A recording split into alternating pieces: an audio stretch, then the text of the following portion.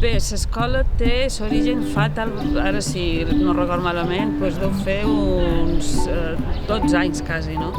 Amb aquests 12 anys s'han fet 5 edicions. La voluntat de l'escola era trobar-se tots els professionals que fan feina en l'àmbit del servei social, reflexionar sobre la feina que fem, ajudar a la gent que a vegades no està a la nostra comunitat o des de l'experiència de la pròpia comunitat i formar-nos, no? Jo crec que eren els 3 objectius que ha tingut l'escola de primavera. Bé, darrere d'aquesta escola estan tots els professionals de serveis socials, que jo crec que a més han contestat amb molt d'èxit en aquesta convocatòria, perquè a les 5 escoles sempre ha hagut moltíssima de gent que s'ha apuntat, inclús que n'han deixat de fora, no? I després hi ha també els treballadors de la conselleria que fan molta feina perquè aquesta escola sigui positiva. Que estan fent en serveis socials, què necessiten fer, quines són les millores que han de tenir i quin ha de ser el futur dels serveis socials.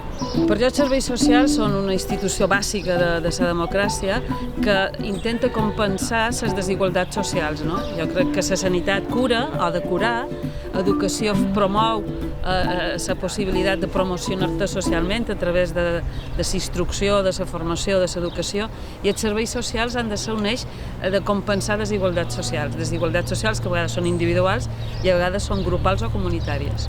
Duien tres escoles dins d'aquesta legislatura, totes dedicades al comunitari, i aquesta és lo relacional, no?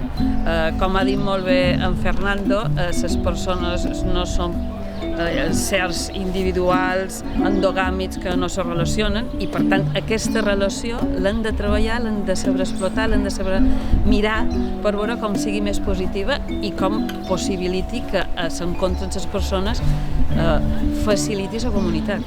Per tant, jo crec que encaixa plenament en el que han de ser els serveis socials.